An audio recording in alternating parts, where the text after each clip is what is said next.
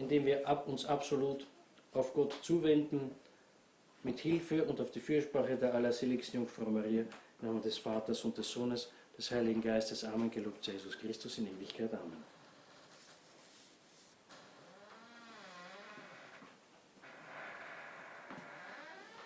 Chiudetemi quella porta.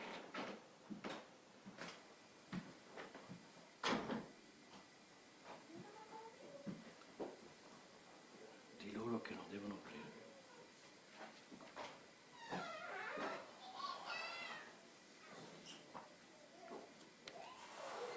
Au nom du Père et du Fils et du Saint-Esprit, ainsi soit-il, bien chers fidèles. Notre Seigneur Jésus-Christ a voulu sanctifier la cellule même de la société, la famille.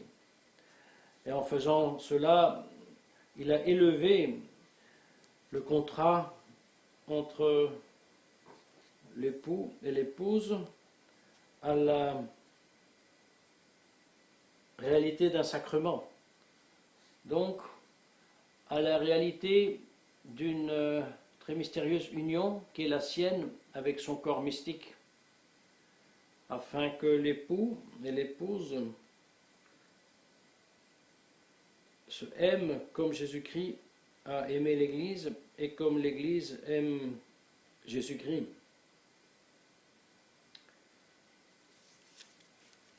Or, Jésus-Christ a aimé son Église, a aimé les membres de son corps mystique en donnant sa vie, n'est-ce pas?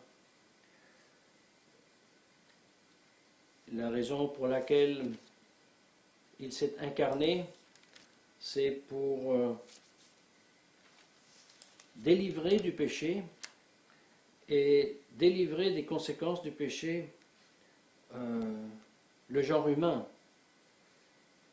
Et ceux qui vivent en lui, ceux qui croient en lui, ceux qui espèrent en lui et ceux qui le aiment, ceux qui sont baptisés en lui et qui croient en lui, reçoivent le pouvoir de triompher non seulement de la mort du corps, mais beaucoup plus de la mort spirituelle, comme Jésus-Christ a triomphé du péché et de la mort corporelle. Ils ressusciteront comme Jésus-Christ est ressuscité. Mes chers fidèles, c'est une très très grande consolation pour les âmes qui se trouvent dans l'angoisse, dans la tristesse, dans la peur même existentielle, surtout si un père, une mère de famille songe au futur qui pourrait être un vrai danger pour les conditions existentielles de leur propre famille. Une très grande consolation pour ceux qui songent aux conséquences, même pour leurs enfants, leurs fils, qui pratiquement n'ont même plus, parfois, surtout s'ils vivent dans la ville, la possibilité de sortir et aller un peu courir un petit peu. Enfin, c'est peut-être pas partout certainement pareil, mais quand même ces angoisses, ces peurs, ces soucis pour la vie quotidienne dans les familles, chez les singuliers individus, elle existe bel et bien. Eh bien, nous devons apprendre que cette situation dans laquelle nous sommes en train de vivre doit être une occasion de raviver d'autant plus notre foi, notre espérance et notre charité. La peur que nous avons, ou alors la peur d'être violenté dans notre intégrité physique par, je ne sais pas, un vaccin forcé, ou alors ceux qui pourraient suivre à l'abolition de la monnaie comptante, à la constriction du fameux microchip, etc., etc. tout cela, justement, légitimement, nous met dans le souci, même dans l'angoisse. C'est vrai. Et il y a vraiment lieu d'avoir ces pensées, nous pouvons même justement dire d'angoisse, n'est-ce pas? Mais gare à nous si nous craignons plus celui qui peut tuer les corps, et je pense que ce n'est plus très difficile de se convaincre que tout ce qui est en train de se faire autour de cette histoire de maladie et cette encore plus bizarre histoire de prétendu combat contre la maladie par un prétendu vaccin qui, selon la définition de ceux qui le produisent, n'est pas un vaccin, n'est-ce pas? Eh bien, il y a bien lieu, devant tout cela, d'avoir des soucis et d'avoir une véritable et justifiée crainte pour notre intégrité physique, la nôtre, comme celle aussi de nos familiers, n'est-ce pas?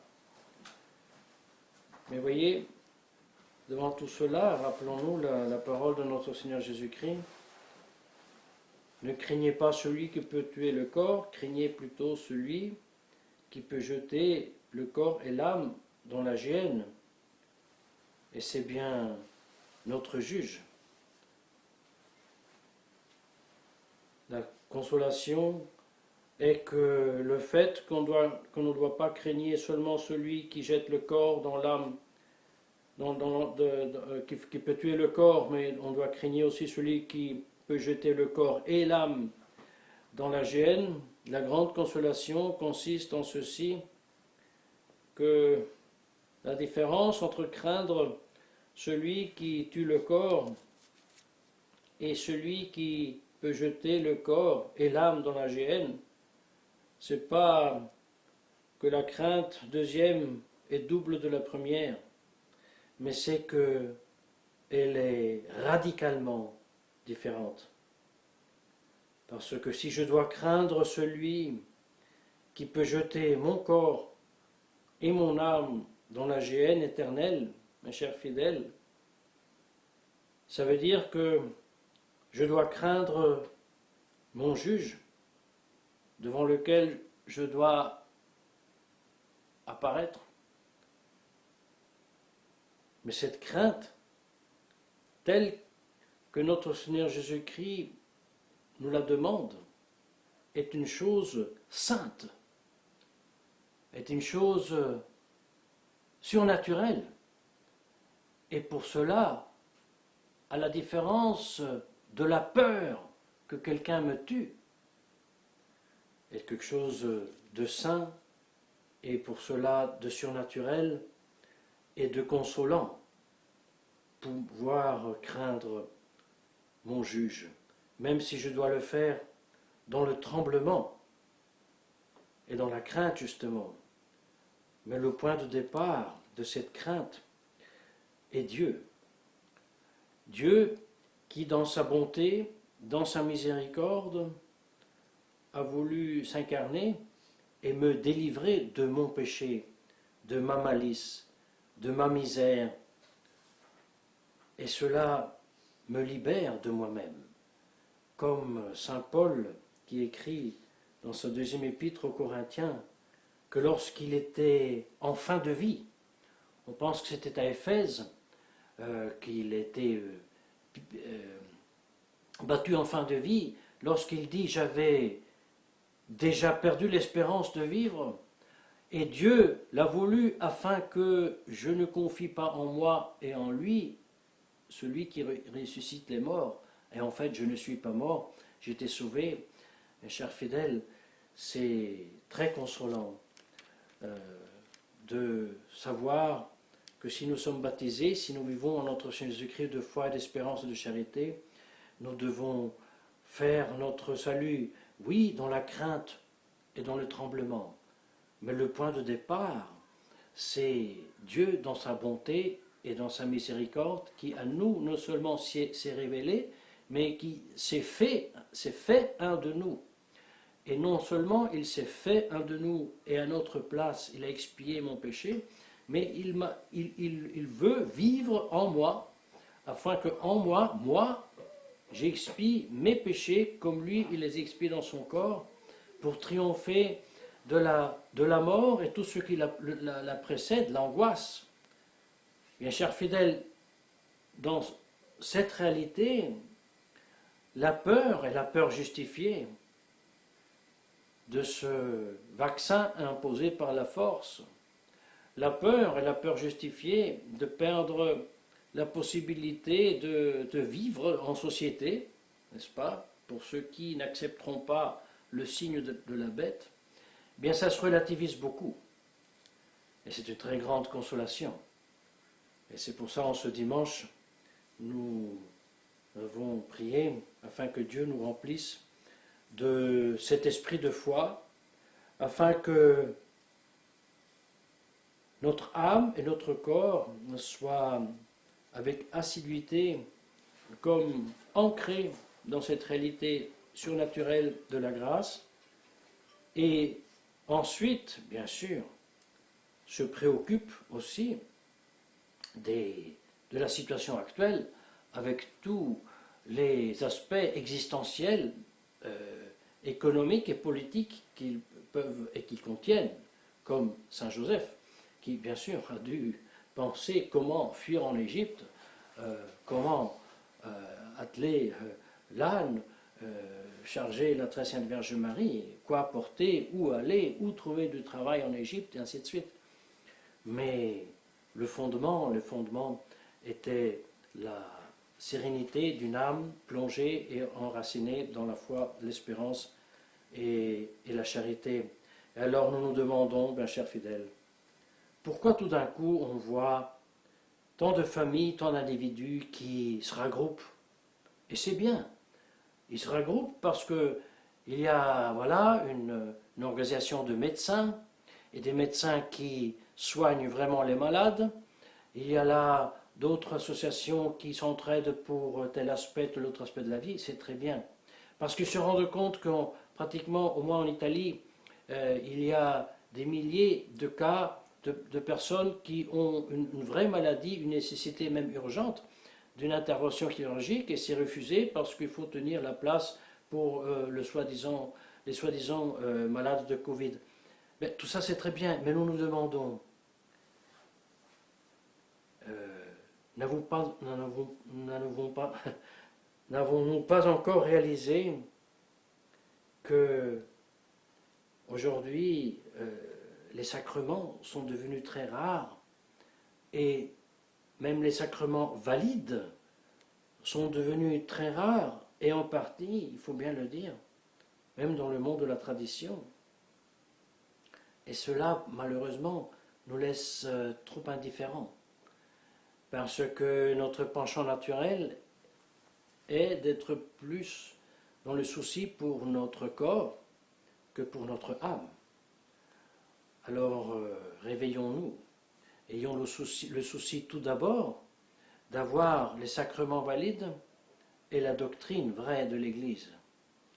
Et en partant de cela, même géographiquement parlant, organisons notre vie individuelle, de famille, où vivre, où se déplacer éventuellement, où envoyer les enfants à l'école, ou mieux les enseigner à la maison. Enfin, que nous cherchions d'abord le royaume des cieux dans la confiance que tout le reste nous sera donné en surcroît. C'est la grâce que nous demandons par intercession de notre Sainte Vierge Marie, au nom du Père et du Fils, Saint-Esprit, ainsi soit-elle.